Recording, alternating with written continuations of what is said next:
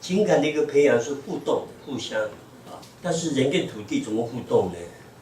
人跟土地怎么去互动？那么没有互动，为什么人对土地有情感？德国的一位心理学家啊，荣格，他特别强调一个人呢对出生地的一个认同呢非常的重要，因为如果一个人对自己出生的地方就是自己成长的那一块地啊，没有感情的话，人格会受到影响，会扭曲。因为台湾从农业社会再转型到现在的这个工商的一个社会的时候截然的不同。过去所谓的农业社会呢，人不必要跑来跑去，人大概就是守住他自己家乡就近的一个土地，虽然他没有真正拥有土地的一个不动产的财产，但是他会出卖他的劳力，当做佃农，甚至像俄国的农民叫做农奴这样的一个工作，所以人不必跑来跑去，交通也不方便。那么交通不方便的每一个地方都有它自己的一个地方的色彩，包括讲话的语言，比如说我们宜兰的方言跟台湾很多的地方的一个闽南的方言就不大一样。那么再说呢，一个人对土地的情感，比如说我从小就在我的家乡长大，在那里对我家乡一定很清楚，但是有些人就不一定呢。有些人为什么不一定？他家里管教得很严只要你在家好好做功课，特别是现在的小孩，外面你不认识都没有关系，因为家长只认识你们的考试的分数就好，其他没有关系。那以前呢，我不是，我曾经写过一篇散文叫做《用脚读地图》。我简单讲那一个故事有一天呢，我们那个地方叫做普罗纳，发生了鸡瘟。那么我家的母鸡正要抱蛋它要生小鸡，一定要找公鸡来交配，但是公鸡也都死了，所以我奶奶就问我，村民你知道哪里有公鸡？我当然知道，因为我用脚读地理自己的小镇都读遍了，然后呢，邻村的还有更远的地方我都知道，所以我就说我知道。那奶奶非常高兴，就是说好，因为还没有吃中饭，她就先让我吃中饭，就把母鸡抓来绑了一条绳子，当然绑在那个母鸡的一只脚，另外一端呢绑了一个木头板，所以母鸡如果你要抓它的时候呢，它才会拖着木头板呢，不会跑得太快，不然也不容易抓。那么让我先吃饱，我就抱着母鸡呢就出门了。但是呢，还没有中午的时候我就抱母鸡要去找公鸡交配，其实时间很快嘛。但是到了吃晚饭呢，我都还没有回来。这个时候我妈妈前一年才过世，留下这些小孩，我又是大孙子。那么大孙子现在抱着母鸡去找公鸡交配，怎么丢掉了？所以家里都很紧张，亲戚朋友邻居都去找我。那么其实我真的就是抱着母鸡去找公鸡的找了几个地方没有，我换了，最后终于找到一个地方有公鸡那我回来的时候家里的大人都不在，但是饭桌上已经准备了晚餐，弟弟妹妹坐在那里也不敢先吃，但是他们肚子饿了。我一进门我的大妹妹就说：“你完蛋了。”我说：“什么事？”奶奶脾气很坏她说：“他们都去找你说你从抱母鸡出去找公鸡，到现在还没有回来，一定跑去哪里玩。”当然，他们也会想到有发生了什么事的事情。但是我赶快把母鸡就放在天井里面，我就端着饭碗，我不敢吃，但是就这样等着。后来奶奶就问我，我叫你带母鸡出去找公鸡，那你怎么现在才回来？有没有去哪里？有没有找到公鸡？我说有交配吗？我就说有啊，母鸡蹲下来，公鸡就绕一圈就爬上去。他说好了，不要再讲。结果那只母鸡第二天就死掉了，为什么呢？我想说我把它勒死了，我很紧张，要回来已经很晚了，就把它这样抱着跑回来。我觉得这里都是它的大便，还带着血，所以把它勒出来的。所以，但是它死了，我的姨婆就说啊，鸡瘟啊，就鸡瘟死掉了。这种小故事很多，都是在那一块土地，我成长的地方那一块土地呢发生的，所以记忆很深。结果就是跟土地的互动，就有感情。一讲到我家乡，我就有讲不完。那你说台北，我就想不起来；你说在高雄，我也没有住过那里，所以我谈不出高雄跟我的关系。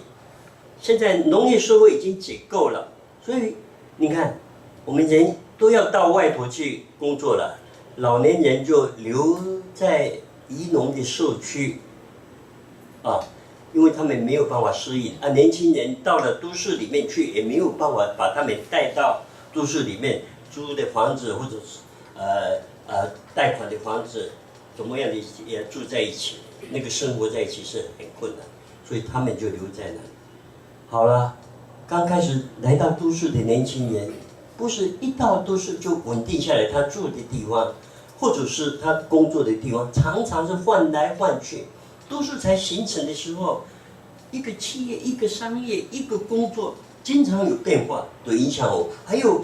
自己也有他自己的一个变化的一个条件，所以没有一个固定的地方，所以小孩子没有固定，就没有办法认识他生活环境，所以就建立不了那种情感，他们很难得到一个对出生地的认同，因为他所谓的出生地并没有一段时间，都是这样的一个变动的。那回到我们写小说来讲，因为我对我的家乡的一个地方会谈不完的一个事情，有不少的一个经验那么经验都是我们的题材，如果是要创作的话比如说我写看海的日子，写妓女，我们罗东的妓女很多，只是还有一点歧视，或者是我们大人说你不要经过那个地方。因为妓女在拉客的情形呢是，但是我们偏偏顽皮的小孩偏偏要从那里经过。有一个老鸨很壮，他的外号叫做灰掐布，就是好像火车的头，但是他很壮。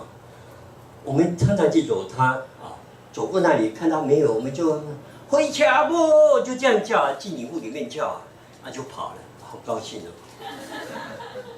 常常叫，有一天我就回家不要跑，我撞到一堆肉，原来他已经在我后面。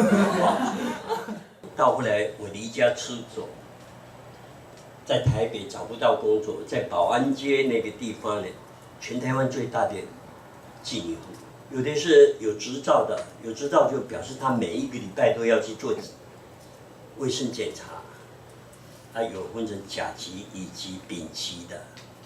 但是没有执照的更多没有执照的呢，闽南话叫做半掩门，把门这样叫做门关起来。如果是这样没有完全关叫做把门掩盖的掩起来。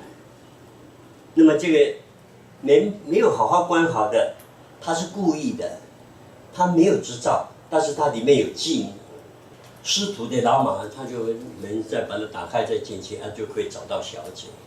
但是也常常因为这样呢，有几家人家不是妓女户，也有人会闯进去，所以他们那几家就会用纸写了2个字，用红的纸，不能用白纸用红的纸写2个字，良家。看到良家就不能乱闯进去，会挨骂的那么当时我在那里。就进了一个小小的破破的一个电器行，找到工作。那么这家电器行呢，是修理的，不是在卖东西的。修理什么？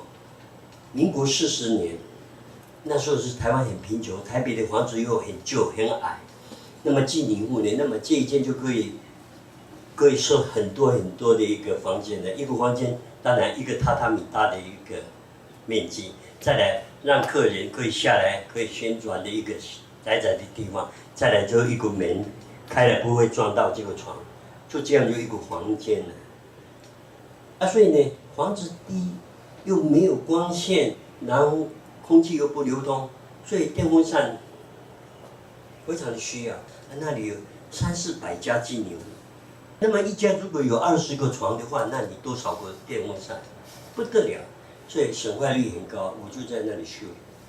好了，我修理电风扇啊，看那些经理在拉客啊，跟客人讲话啊，有的在挨打啊，就这样的情形。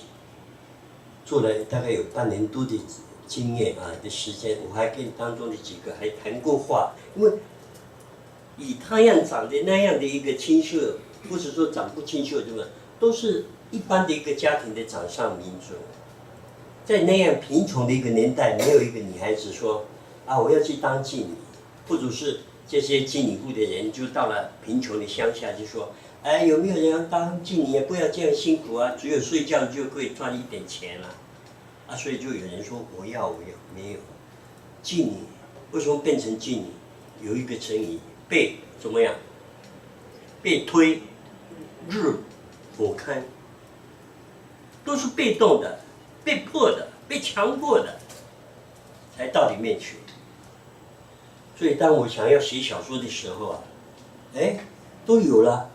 因为你的经验并不是未来要储存下来，半像我这个把它资料 put in， 资料储存，以后我要写小说，我把它 put out， 把它叫出，啊，所以我就会来过程。不要人的一个脑筋的经验，有一个很大的一个仓库，只要你经验过，它都可以储存下来。当你要解决某种困境啊或者需要的时候，跟它有关的东西它就会跑出来。所以阅读那么重要，所以生活的经验。那么重要，因为有跟土地的这个关系，带来很丰富的题材。我到现在都还不会为了说，哎，现在要写什么灵感都抓不到，坐下来空想就抓点灵感。如果像蚊子这样飞，你没有拍到啊，让它跑了。如果你让你拍到了，那一只蚊子也死了。不是，我觉得不是灵感，而是你脑筋里面有什么。小说的创作跟小说文学的研究是两码事情，不同的事情。如果文学就是用研究理论的研究，后来就会创作的话，当然也会了。但是它在某种理论上来讲，好像结构上也有了，什么也有了，但是就没有生命。一个从生活上学习对人的一个经验，各种不同人的经验，对语言对话的语言那么生动的一个经验，哎，重燃它的结构松散了一点，重燃它的句子怎么样一点，但是再怎么看呢，有生命才有它的价值。创作，我的原则，文学没有新与旧，不要说啊现在是解构了，现在是后现代了，是什么？我们又不是流行的东西，流行很快就会。而是你小说、你的创作里面的有没有生命？所以文学只有好与坏，没有新与旧。好，我的看法，并且呢要老少咸宜，雅俗共赏。所以我现在在谈，我对土地的一个思想那么熟，我对土地有情感，那么就是更对大众的一个情感。那么我有一个东西要给谁吃呢？我要给大家都能吃，大家都觉得好吃的东西。所以人跟土地的情感，特别在创作上，我觉得非常的重要。